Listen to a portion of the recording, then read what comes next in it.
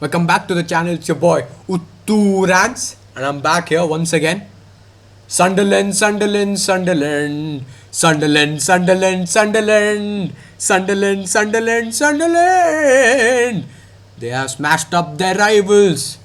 Newcastle, who? Who? Yeah. It's Sunderland's time, baby. They rule that area. That's their area.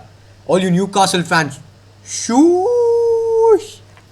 Yeah, back to it. Let's be a bit more serious now. Let's analyze the gameplay of not just the Sunderland versus Newcastle game, but also the Crystal Palace versus Manchester City game. Anyhow, Sunderland 1-0 victors against Newcastle United, their biggest rivals.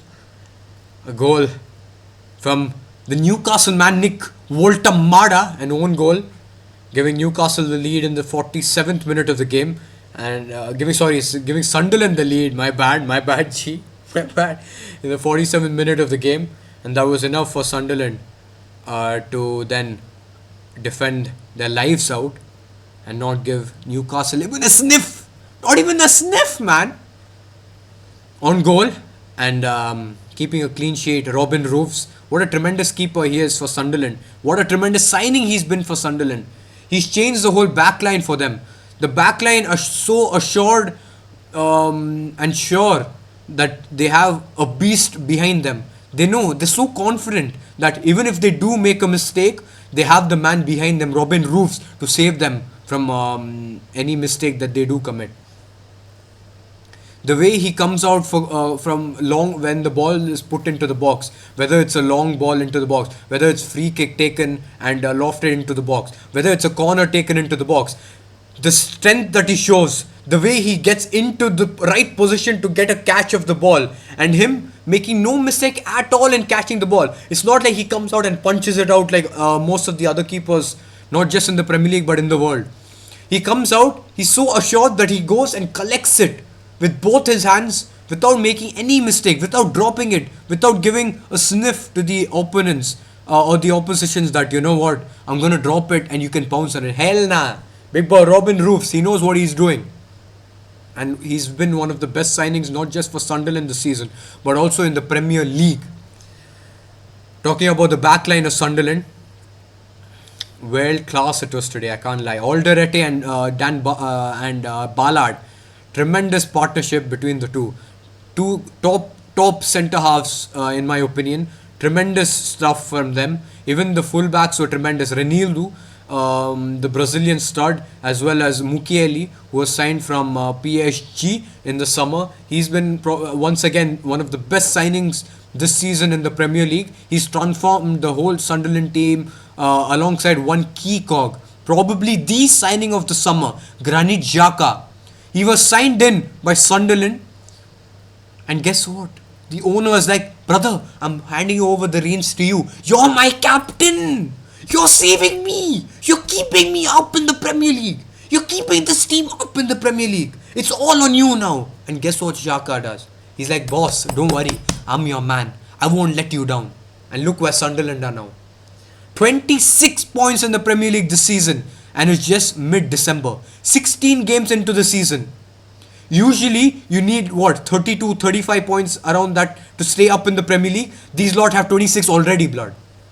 That's on the blood clot. Come on now. That's a headshot to your head. Headshot! Granit Xhaka, he's transformed this team to another level altogether. All these players play like people, like as if they're possessed. As if they're possessed in the head. They haven't lost a game at home.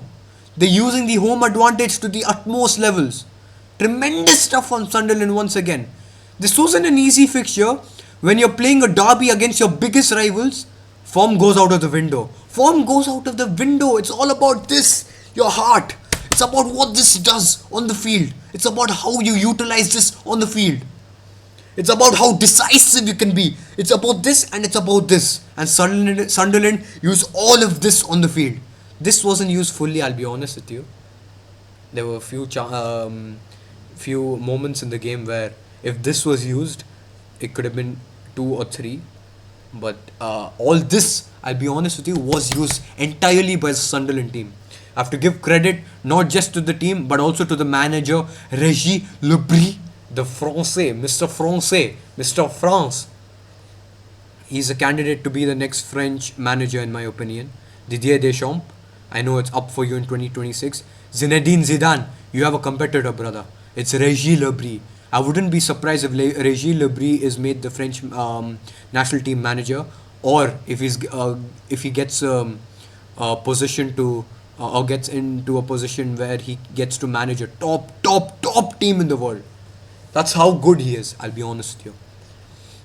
But talking about the first half performance was great by Sunderland, dominated the possession against Newcastle by a long distance. I'll be honest with you. The opening 20-25 minutes of the game, they had like 78% of the ball, and it's not like they were just passing the ball here, there, here, nothing like that.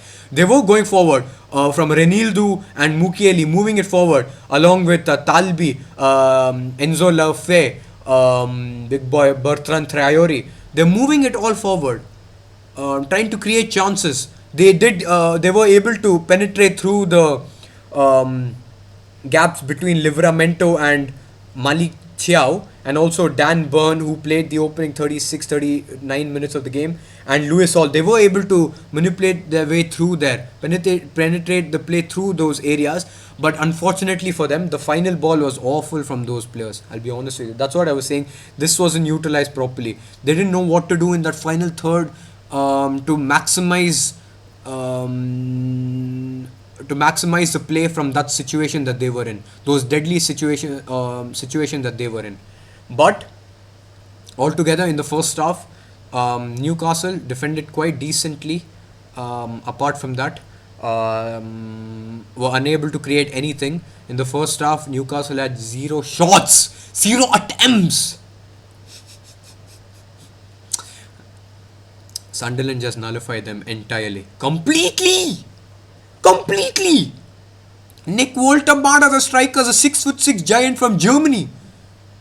He had nothing at all for him. No shot on goal at all. As I said, 0 attempts. All he saw was that goal post. All he could see was that goal post. He just visualized that goal post. He probably thought, I want to score a goal in that goal itself. Guess what? Second half starts. Nick Woltemade scores in that goal. But guess what? It's an own goal. Nick Woltemade! He forgot that he had to score in the other end. Not in the same end that you played in the first half, blood. You switch sides, Mr. Woltemade. This guy, brainless fellow. I can't lie, the finish was tremendous. Top class, top notch. Alexander Isak might give you a call later today, asking you for tips how to score goals, because that guy cheeks. Mr. Go Home Isak. Send him like this. Yeah, that's a celebration, right? Yeah, go home Isak. 150 million pounds, 1 goal. Anyways, let's not talk about that waste youth. Nick Woltemade, tremendous header into his own net, giving Sunderland the lead 1-0, and that's all Sunderland required. They were happy to set it in low block out everything, clear out any chance put in by the Newcastle players. Chance after chance after chance by Newcastle. Ball put into the box. Dan Ballard heads it away. Alderete heads it away.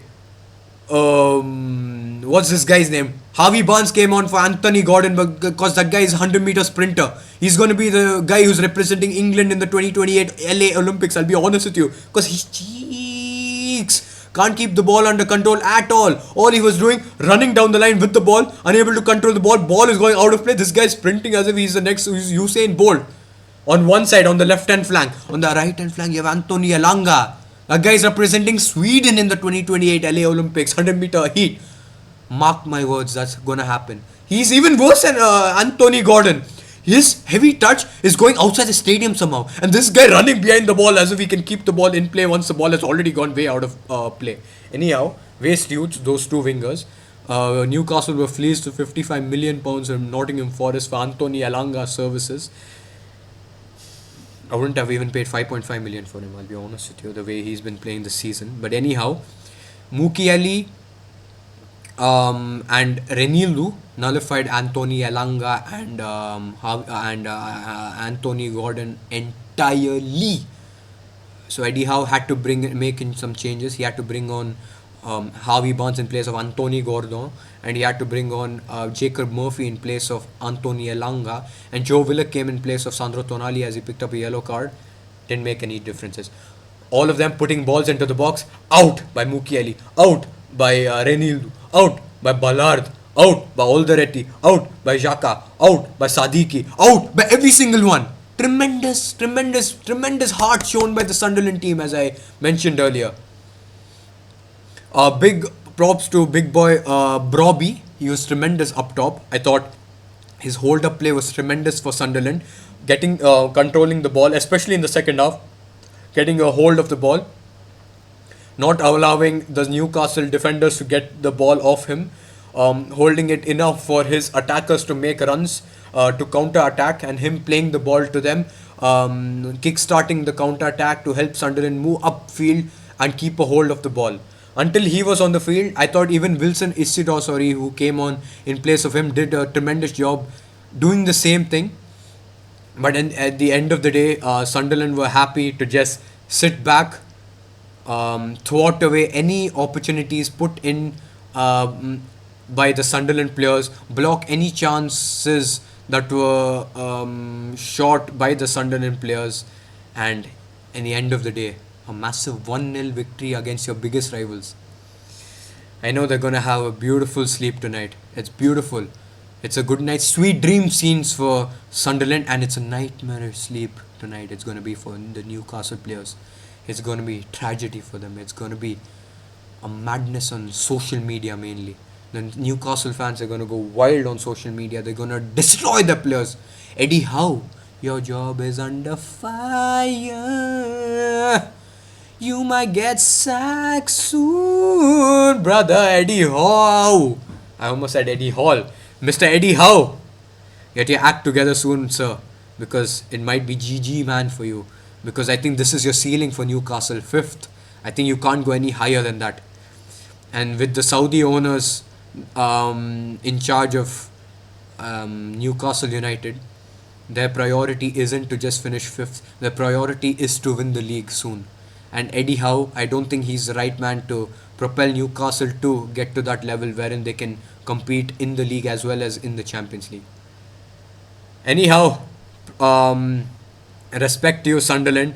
Just before that, I gotta give a big shout out to every single player who played for Sunderland. Roofs, Renildo, Olderetti, Ballard, Mukiele, Sadiki, Xhaka, Enzola, Faye, Talbi, Traore, Broby, Mr. Treyhume, Wilson Isidore, Mundle, who came on later on, and most importantly, Reggie Lebris. Salute, Mr. Reggie Lebris. Tremendous stuff. Tremendous stuff. Très bon, Sunderland. Très bon. Tremendous from Sunderland. Now moving on to Crystal Palace versus Manchester City.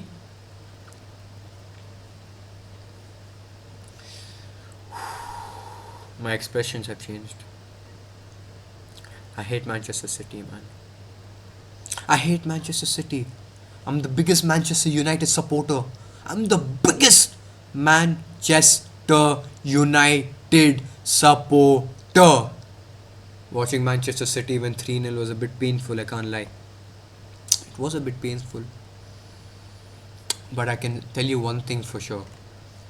RAYAN Cherki. He's one of the players I love the most. Before he signed for Manchester City, I spoke highly of RAYAN Cherki. If I had a YouTube channel prior, you'd have heard me praising RAYAN Cherki. I wax lyricals about RAYAN Cherki week in, week out, because I think he's a baller, and look what he's doing for Manchester City this season. RAYAN Cherki is a different gravy, different class, man. It's like ordering butter chicken here in Vellore, or ordering butter chicken in Bangalore in some restaurant, compared to ordering butter chicken in Delhi in one of those beautiful restaurants like Gulati. Like, have more. That's the class Ryan Cherki possesses, man. Ryan Cherki, different gravy. The different gravy is the have more gulati gravy. That's Ryan Cherki, not that waste butter chicken that you get in Bangalore half the time. What a baller, man. Gets on to the ball. Makes football look so easy. What delightful passes that he puts. 99.9% players wouldn't even try and attempt it, let alone complete that pass. But Ryan Cherki is a different player altogether, man. The things I was seeing him do today. Cherki, calma, please, Cherki. Don't do this against us, please. I beg you, Cherki. During the summer, I was talking to my dad. Not just during the summer transfer window, even before the summer transfer window. I knew Ryan Cherki had a 30 million clause on his contract. And my dad and I, we were having conversations. We were like, we need Ryan Cherki in our team. Anyhow, that's a story that we can talk on another day. Haaland, once again, he's a monster, let's be honest, scoring a brace once again. The first goal, what a finish by him. Matheus Nunes, good cross into the box. Haaland, though, it wasn't an easy header at all. Boom! That's a Viking header, I'll be honest with you. That's a 6'5" Norwegian steak that he keeps eating, that he's put into his body. He's built like a beast, bro. He's a brick house, or literally so hard to bully him off the ball. Haaland, that header was tremendous, world class. That's why he's the best, one of the best strikers in the world. It's a lot of them have him number one. I wouldn't say it's a wrong answer at all, but Haaland proving once again why people consider him as numero uno in world football. Tremendous header by him. Then Crystal Palace.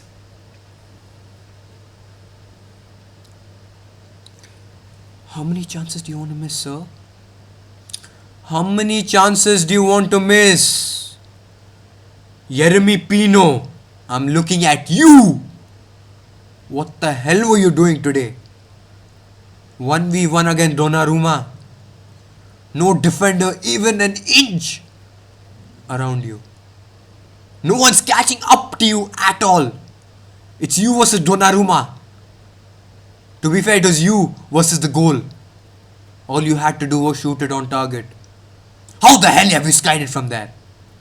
How the hell have you skied it from there, Mr. Pino? You joke of a thing. Missing opportunities like that is what makes a top team and a team where you guys are. You take these chances, you go to those top 3 positions. You can't keep missing these opportunities, especially against a team like Manchester City. You're gonna pay for it. Guess what? You got smoked 3-0. You got 3 on your head top, man. 3! 3 bullets on the skull. Ismail Assar, you thought I forgot about you. Ismail. You have smile in your name. Look at what I'm doing. I'm ranting here. I'm raging. You got me pissed off. Ismaila, blood clot. Get the hell out of here. You joke of a thing, sir. Anna sir ante. Anna sir. Oh, tinno ninna. Anna sir. Go for Anna. Ismaila sir ante. Go. You wanted to go to African Cup of Nations so badly, right? Go represent your country, Senegal. Get the hell out of here quickly. If I was a manager, I would have taken you off at half time, sent you on that jet. Get the hell out of here is what I would have told you. Get the hell out of here. I do not want to see your face at all if I was a manager. 3-4 opportunities for you, Ismail Assar. Every single time the wrong decision taken by you. Every single goddamn time. I can't believe this, man.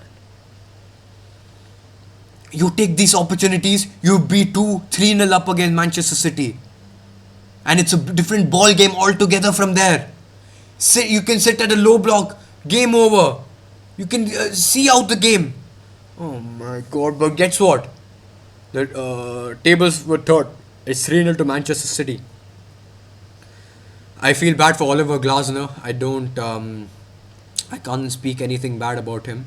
I thought he set Crystal Palace up perfectly. Kamada and Wharton sweeping up tremendously in the midfield, winning the ball on so many occasions of Cherki, of Foden, of TYNE Reinders, of everyone, of Nico Gonzalez. Adam Wharton bullied the midfield. He was the man in the midfield. He is the guy who Man United have to buy in the summer. If not, I'm fighting someone. I'm not joking. But Adam Wharton, you're a beast. What a player you are at 21 years of age, to have this much of maturity in your game. You're a top bowler, in my opinion. What a player you are, and you have such a bright future. And I can't wait to see what you go on to do in the future. But anyhow, I thought he bossed the midfield, created so many chances for Crystal Palace today, for Pino, for Jean-Philippe Mateta, the Sasta Louis-Philippe, Jean-Philippe, joke for Ting Philippe. Can't you score the goal past the keeper Donnarumma? No. Mateta, get the hell out of here. Go sleep on that mattress in that bench. Anyhow, Wharton, he should keep his head up, in my opinion. He had a tremendous game. Haaland obviously scored the opener. Phil Foden, tremendous finish. All set up by RAYAN Cherki once again. Dribbling past three guys as if he's a wizard, which he is, in my opinion. Wizard, magician, whatever you want to call him. What a baller. Set it up for Foden. Foden blasted past the keeper, Dean Henderson, who had no chance at all. Made it 2-0 to Manchester City. And then finally, in the 88th minute of the game, Savingu got onto the ball. I think it was Maguire who slipped. Pino expected Maguire to get onto the ball. Unfortunately, he slipped. Savinho got onto the ball, ran from his half into the Crystal Palace D, skipped past the keeper Henderson. Henderson brought him down to the floor. Penalty to Manchester City. Haaland stepped up to take the penalty, and obviously Haaland wasn't missing from there. He made it 3-0. Game, set and match. Good night, sweet dreams to you, Crystal Palace. And 3 points to Manchester City, as they close the gap to 2 points to Arsenal, leaving no inch at all to Arsenal. This is going to be a great title race now. Ever since Arsenal dropped those points against Chelsea and also against Aston Villa, the lead has dropped from 7 points to 2. This is going to be a fascinating title race, in my opinion.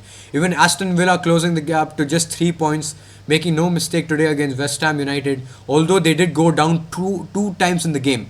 They were down 1-0 in the opening minute of the game. In the 31st second of the game, Matheus Fernandes scored for West Ham. Mavropanos scoring an own goal, making it 1-1. West Ham took the lead to make it 2-1 at half-time, but Morgan Rogers with a second half masterclass, scoring 2 tremendous goals, helping Aston Villa to a 3-2 victory over West Ham United away at the London Stadium. And Nottingham Forest giving a slapping to Tottenham Hotspur, a 3-0 spanking to them.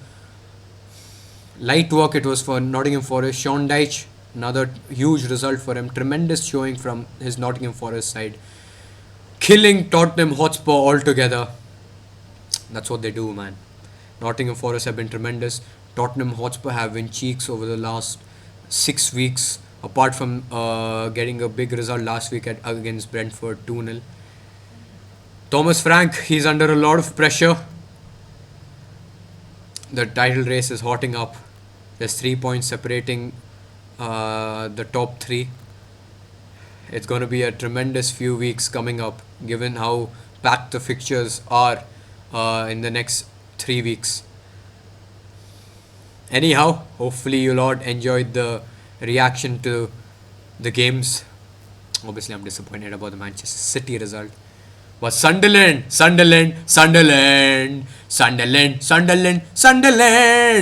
Massive win for Sunderland against Newcastle United. Up the boys! Up the Sunderland! And tomorrow night, your boy will be back. I will be previewing the Manchester United game, obviously, against Bournemouth before the live stream. Don't worry about that. I'll upload that soon, tomorrow. But don't forget to join me, 1:30 a.m. IST. Tomorrow night, Monday night, Tuesday early morning. Don't forget. Catch your boy once again. I'll see you lot there. Anyhow, I'm out. And